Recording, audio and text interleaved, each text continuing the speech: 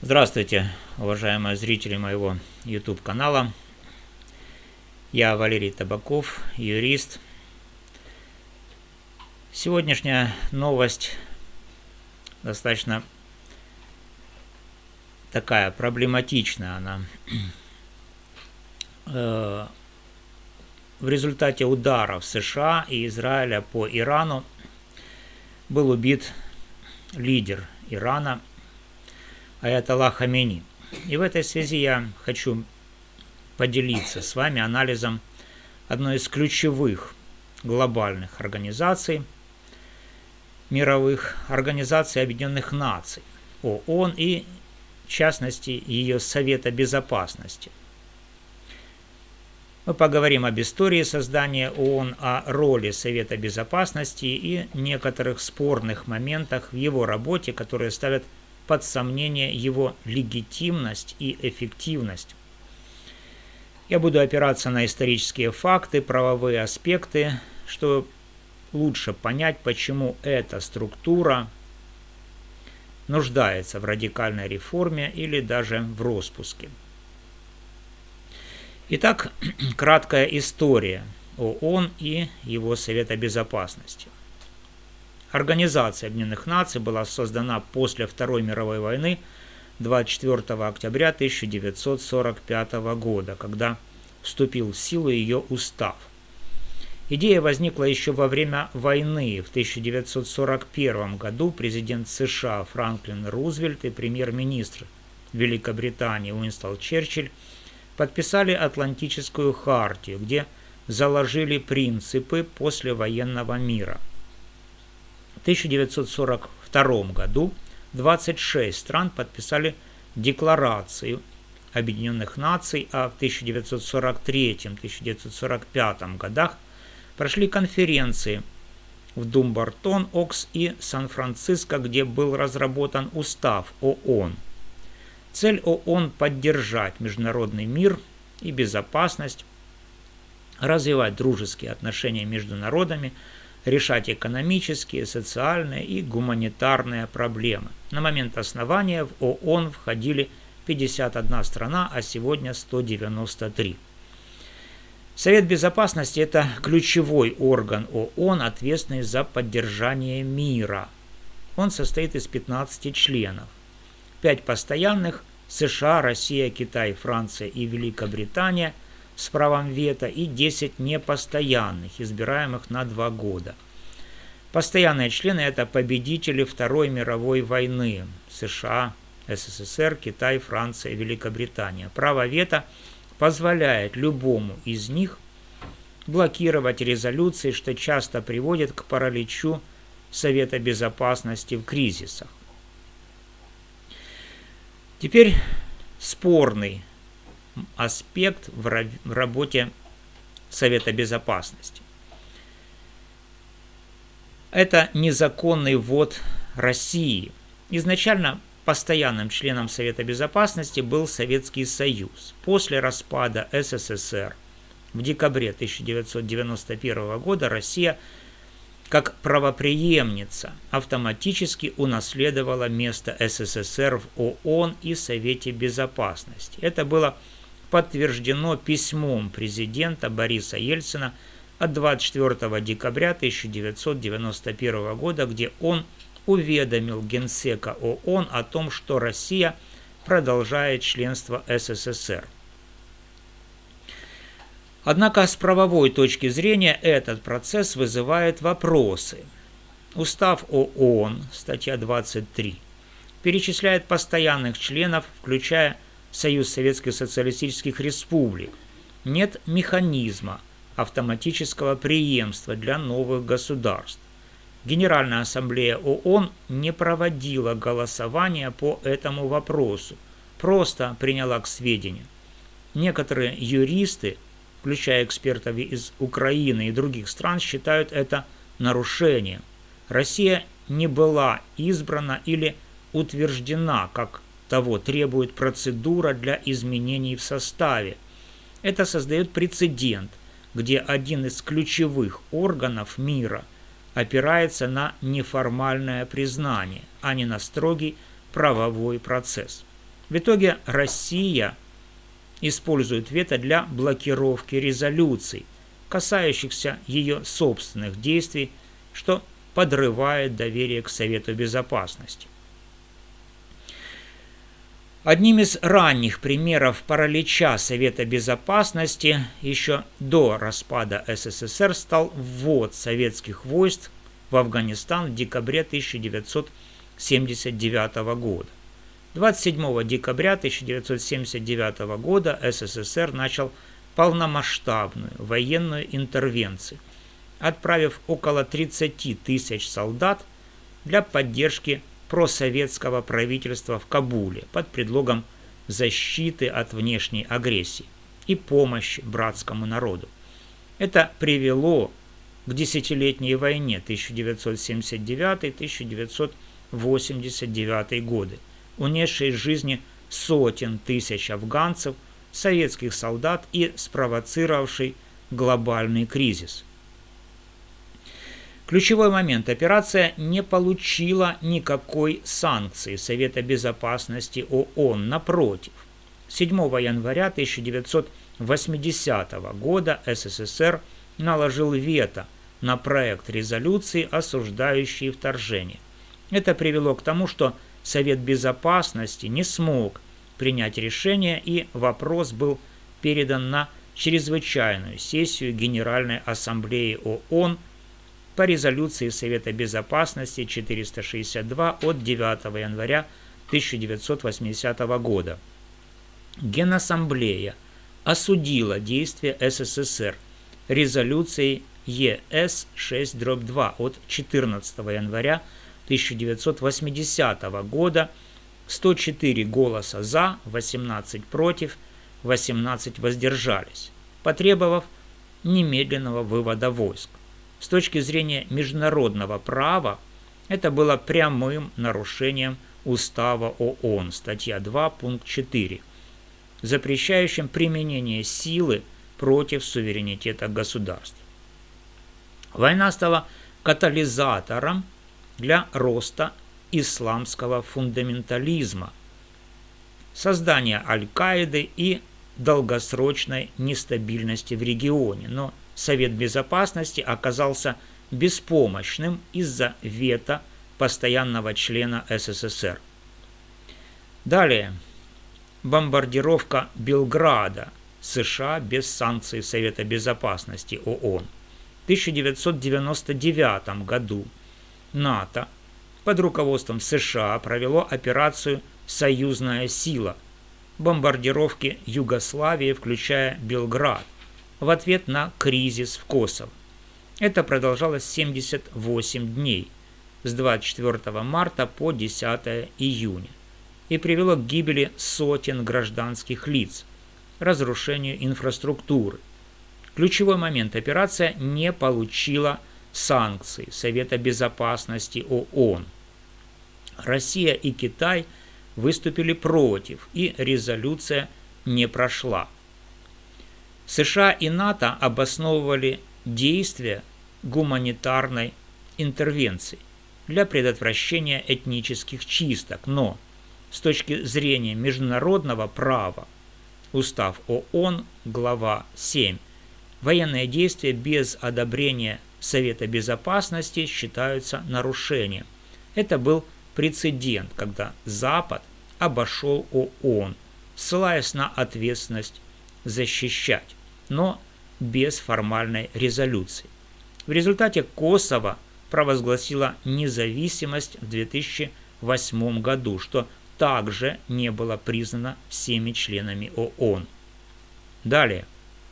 Вторжение США в Ирак без санкций Совета Безопасности ООН.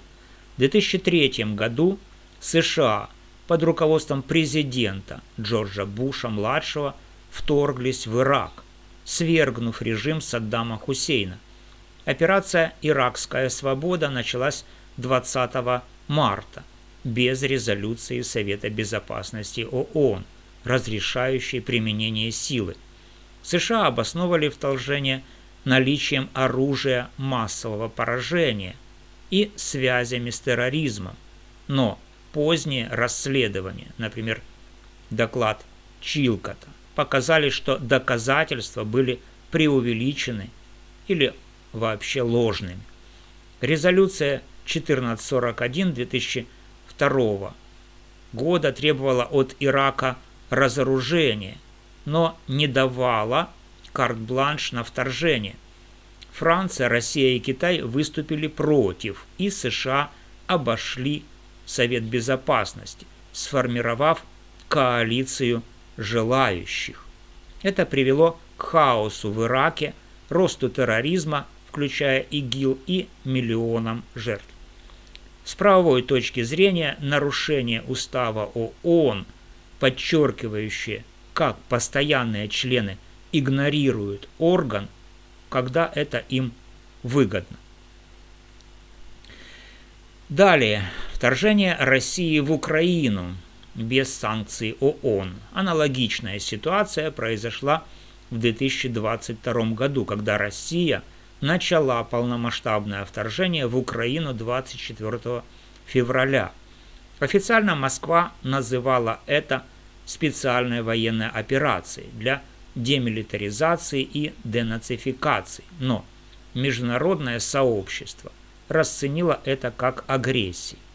Совет Безопасности ООН не санкционировал эти действия. Напротив, Генассамблея ООН осудила вторжение резолюцией ЕС 11/1 от 2 марта 2022 года. 141 страна за, 5 против, включая Россию. Россия использовала вето, чтобы заблокировать любые осуждающие резолюции в Совете Безопасности. Это прямое нарушение Устава ООН, статья 2, пункт 4, запрещающего применение силы против территориальной целостности государства. Война привела к тысячам жертв, миллионам беженцев и глобальным последствиям, но Совет Безопасности ООН оказался парализован из-за вето постоянного члена. Самый свежий и шокирующий пример – это событие 28 февраля 2026 года. США под руководством президента Дональда Трампа совместно с Израилем начали масштабную военную операцию против Ирана. Кодовое название Operation Epic Fury у США и Rodin Lion у Израиля. Удары были нанесены по военным объектам, ядерным и ракетным программам, военно-морским силам, а также по ключевым фигурам режима, включая резиденцию верховного лидера Али Хаменеи. Трамп публично объявил о смерти Хаменеи, хотя иранские СМИ сначала отрицали, а позже подтвердили гибель, а также о гибели десятков высокопоставленных чиновников, включая командующего КСИР, Корпуса стражей Исламской революции, и министра обороны. Операция включала массированные авиаудары, дроны и ракеты, привела к сотням жертв среди военных и гражданских, включая удары по школам и жилым кварталам, по данным иранской стороны. Ключевой правовой аспект. Эта операция проведена без какой-либо санкции Совета Безопасности ООН, ни резолюции по главе 7 Устава ООН, ни даже обсуждения предварительного одобрения. США и Израиль действовали в одностороннем порядке, мотивируя это необходимостью предотвратить ядерную угрозу, уничтожить ракетную программу и добиться смены режима в Тегеране.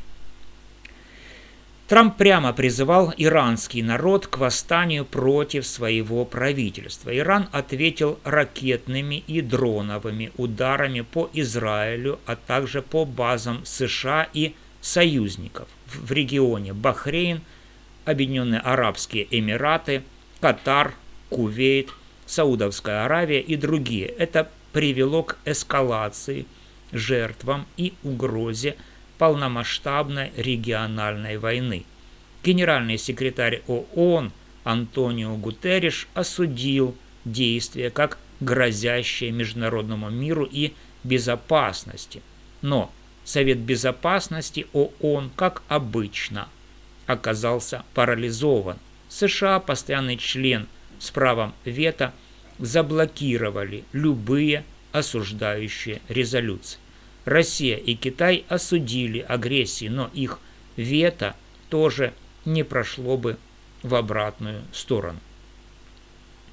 С точки зрения международного права, это классическое нарушение Устава ООН, статья 2, пункт 4, запрет на применение силы против территориальной целостности и политической независимости государств. Даже если ссылаться на самооборону, статья 51, превентивные удары по ядерной программе без непосредственной атаки не соответствуют критериям Каролины, необходимость и пропорциональность. Операция явно преследовала цели смены режима. Это не самооборона, это акт агрессии. И теперь подведем итог.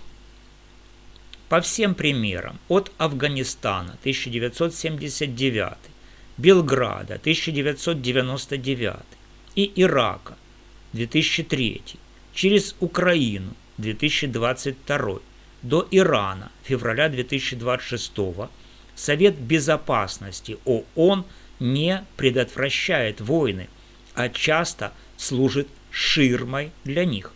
Постоянные члены США, Россия и другие используют вето для того, чтобы блокировать осуждение своих действий или союзников, а когда им выгодно, просто игнорируют Совет Безопасности вообще.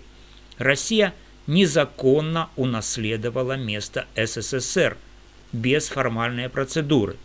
СССР вторгся в Афганистан в 1979, блокируя Совет Безопасности своим вето. США и НАТО бомбили Югославию и Ирак без санкций, вторглись в Иран в 2026 с целью смены режима, а Россия напала на Украину, парализовав Совет Безопасности своим вето. Совет Безопасности таким образом это не орган мира, а инструмент великих держав для легитимизации или сокрытия государственного террора, бомбардировок гражданских объектов, оккупаций, убийств лидеров и разрушения суверенных государств. Он отражает баланс сил 1945 года и полностью устарел и не учитывает современный многополярный мир. Индия, Бразилия, Африканский Союз и другие не имеют постоянных мест и вето. Как юрист я убежден, Совет Безопасности ООН следует распустить как экстремистский и неэффективный орган, систематически покрывающий агрессию и террор под видом поддержания мира. Его нужно заменить более демократичным механизмом, например, расширенным органом под эгидой Генеральной Ассамблеи без права вето, где решения принимаются квалифицированным большинством. Только так ООН вернет доверие и сможет реально предотвращать войны, а не оправдывать их, являясь причиной мирового терроризма. Если у вас, друзья, есть вопросы, дополнения или вы хотите обсудить последствия атаки на Иран, пишите в комментариях, подписывайтесь на канал, ставьте лайки, чтобы такие темы не замалчивались. Спасибо за внимание. С вами был юрист Валерий Табаков. До новых встреч.